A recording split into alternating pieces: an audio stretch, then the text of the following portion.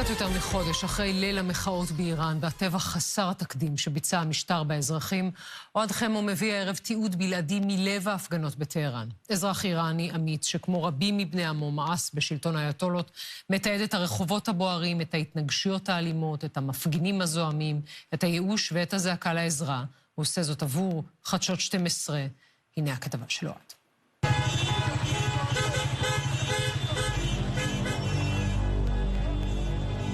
شالوم اوها دارن میرن به سمت معترضین که به اونها ملحق بشن. من دارم میرم سمت مرکز تهران. اوهاد و یک ترسی در وجودم هست که دستم سیگار بازداران افرادی رو با لباس مبدل آورده باشم و تا بخواد در اونجا دستگیری انجام بده.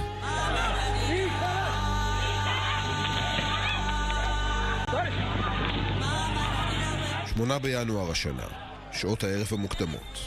בשלב הזה איש מבין מאות האלפים, אולי המיליונים, שיוצאים לרחובות טהרן ואיראן בכלל, לא משער כנראה שה-24 שעות הקרובות יצרפו לדיראון עולם בהיסטוריה של הרפובליקה האסלאמית, והרחובות שמסביב יהפכו לזירת טבח של רבבות.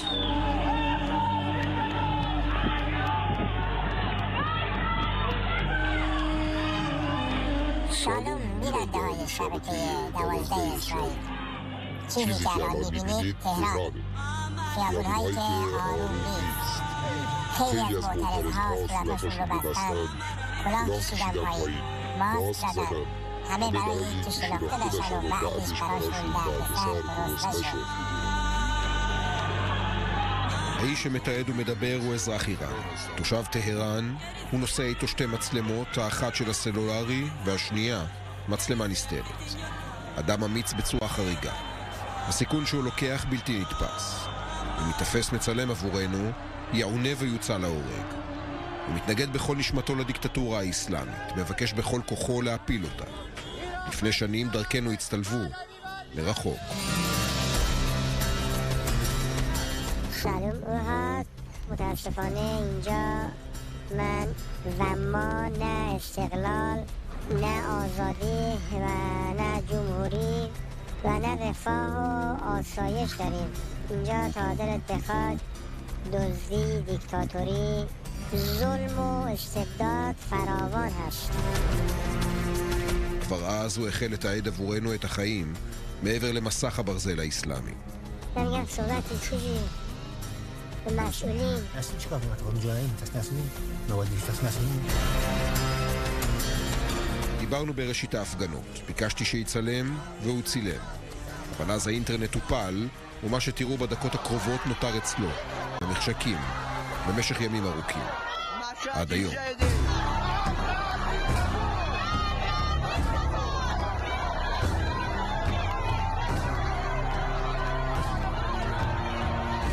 روشنه جاهایی مثل بعضی مساجد، فروشگاه ها، کلانتری ها و فرمانداری ها آسیب دیدن. خیابون شبیه میدون جنگ شده. اوها تو شلوغی جمعیت حرفای مختلفی شنیده میشه. بعضی ها میگن دیگه امیدشون از داخل بریده شده، چشمشون به بیرونه. مثل آمریکا میاد، مثل ترامپ میاد. معلوم نیست ببینید چقدر واقعیه، ولی توی خیابون این حرفا داره زده میشه.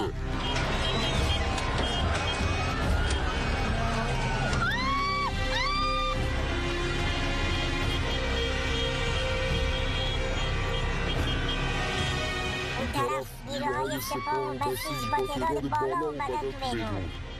با شیرها، نیروها، کنترل کامل، اعتراضها خیلی جاها. همون اول جمع شد، ولی خیلی خیابون‌هایی که پر از جمعیت بوده بعد از ورود نیروهای امنیتی یکی خالی شده. בשלב מסוים הוא תופס מצלמה ומראיין מפגינים חשופי פנים. מי שבדרך כלל מכסים את פניהם כדי שהמשטר לא יזהה אותם, מעזים לדבר נגד אותו משטר בעצמו. همه اومدن اعتراض کنن، ولی چی میبینیم؟ سپاه بسیج همه چی رو خفه کردن، صدای ما رو میگیرن، مردم جرأت ندارن حرف بزنن، چیزی بگن. تا کی باید بسیجون رو بسازیم؟ تا کی باید تحمل کنیم رژیم خفت رو؟ וכל השיחות הולכות באופן אוטומטי לדבר אחד. ایران جمهوری مردم از ایرانی وحشتناک با جلوشون رو بگیرن. دیگه حالم داره از این گرونی و وضع زندگی به هم میخوره. همه چیز سر به فلک کشیده، نون، خوراک، اجاره، دارو، پولمون همونه. کمترم شده، مردم دیگه نمیتونن تحمل کنن. هیچ همینه که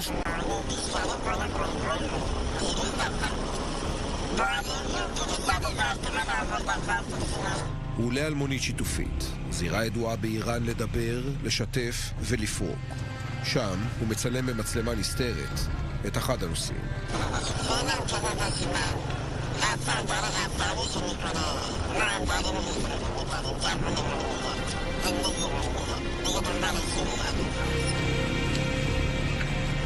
לא רק כלכלה, זה עתיד, זה חופש, זה חירות, זה לנשום את האוויר שצעירים אחרים בכל מיני מקומות בעולם יכולים לנשום את זה.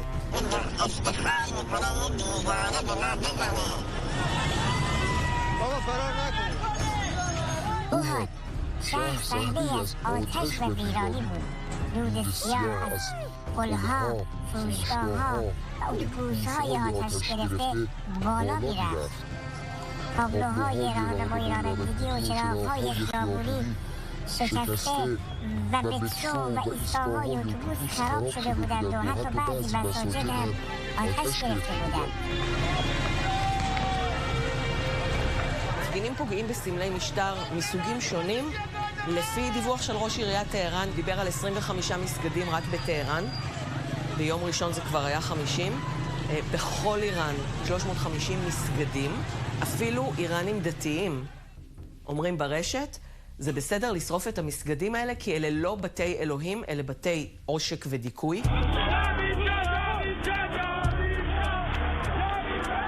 כשמביטים בחומר הגלם ששלח לנו מטהרן, קשה שלא להבחין בדבר אחד.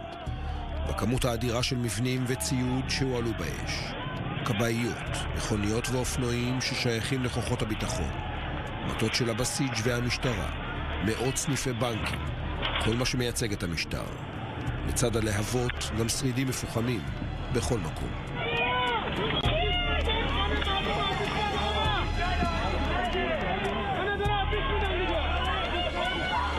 בשלב מסוים הוא מתקרב לקבוצה של מפגינים.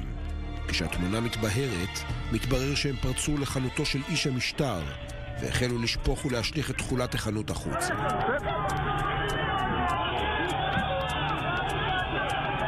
כמה סמלי שהאורז שהושלח על חומני בברכה, כשעלה לשלטון לפני 47 שנים, הושלח כעת אל הרצפה.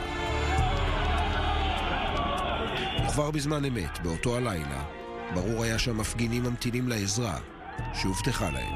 שלום, אוהד, اینجا در حین اعتراضات خیلی از معترضین عصبانی بودند از اینکه واقعا از ترامپ مخصوصا از آمریکا مخصوصا که چرا به کمکشان نمی آید و کمک معترضین نمی کند و حمله نمی کند به ایران و این کار را ترامپ نکرد و خیلی ناراحت مردم از این که این اتفاق افتاد، اما از این فرصت ترامپ استفاده نکرد و حمله و حمایت از این جانب معترضین رو انجام نداد.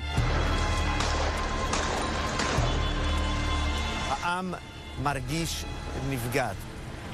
אין ספק אם המשפטים של טראמפ לא היה נאמרים שהעזרה בדרך, אם יראו בכם, אנחנו נראה בהם, לא היינו רואים מיליונים ברחובות של טהרן וערים אחרות באיראן. הם יצאו כי חשבו שהפעם המעצמה הכי גדולה בעולם מאחוריהם.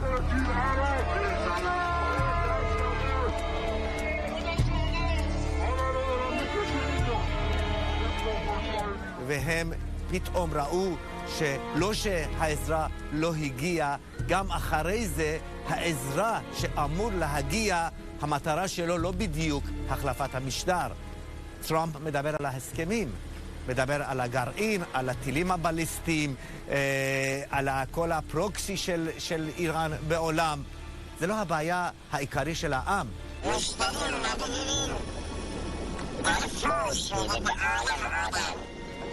که چرا آمریکا نمی‌کنه. خیلی هم میگم باید سقوط کنه دیگه، امیدی نیست، خسته شدیم، یه طاقت سکوت هم نداریم، نمی‌دونیم چیکار کنیم.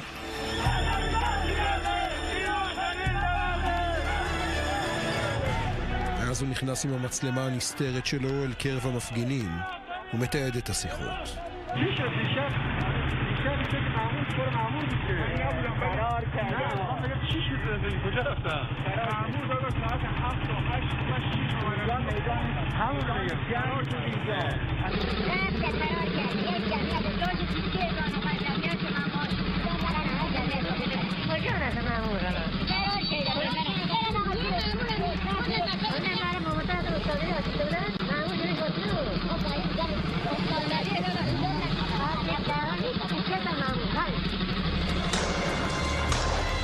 אין מספיק איראנים שמסכימים להרוג את האחים שלהם למען השלטון הזה. הם תמיד צריכים תגבורת מבחוץ. עד מותו של נסראללה, זה היה נסראללה שהיה שולח כמה אלפי לוחמים כל פעם.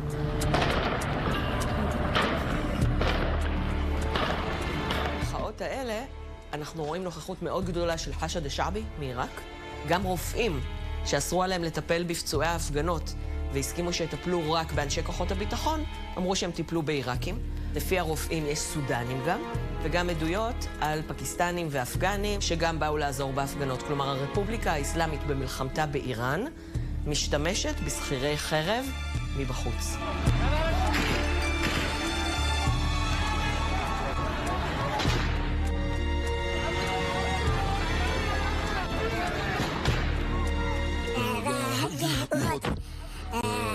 معترضینی که زخمی شدند و اوضاع خیلی خوبی هم ندارن، از ترس اینکه رژیم به اونها حمله کنه و اونها رو بکشه از رفتن به بیمارستان خودداری میکنن و نمیرن بیمارستان.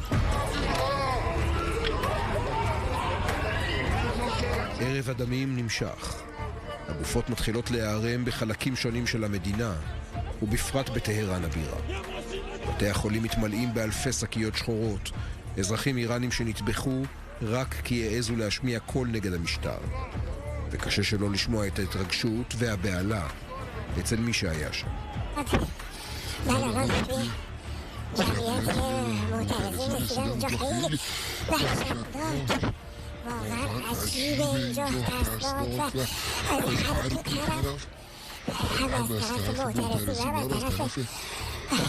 رژیم نیروهای امنیتی و نیروهای سرکوبگر بسیار زخمی داریم. بیشتر از این سمت نیروهای خودی، همین معترضین که زخمی شدند و تیر خوردند و کل خیابون تمام بعضی جاها خون ریخته.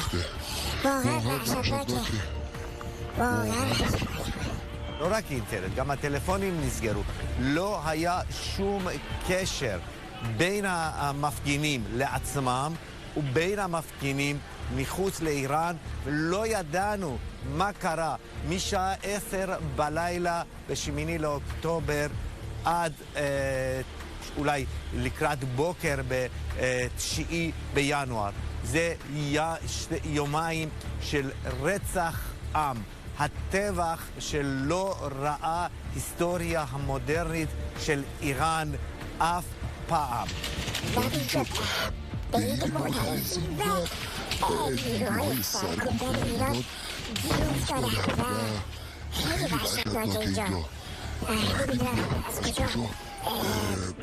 زدند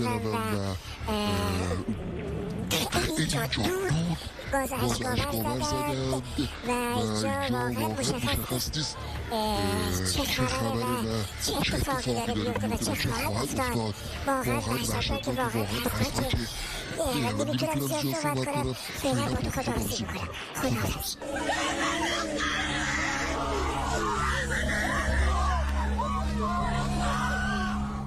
כשהאינטרנט חזר, חזרה גם התקשורת שלי איתו. לשמחתי הוא לא נפגע, לפחות לא בגופו. לגבי הנפש אין לדעת. קשה להאמין שמי שהיה שם וראה את הטבח הנורא לא יצא מצולק. באיראן ומחוץ לה מייחלים למשפטים המוניים שיקיימו נגד הרוצחים אם וכאשר המשטר ייפול. את תמונות הזוועה אפשר אומנם לטשטש, אבל לא את ההיסטוריה, בזכות התיעוד שלו ושל איראנים אמיצים אחרים.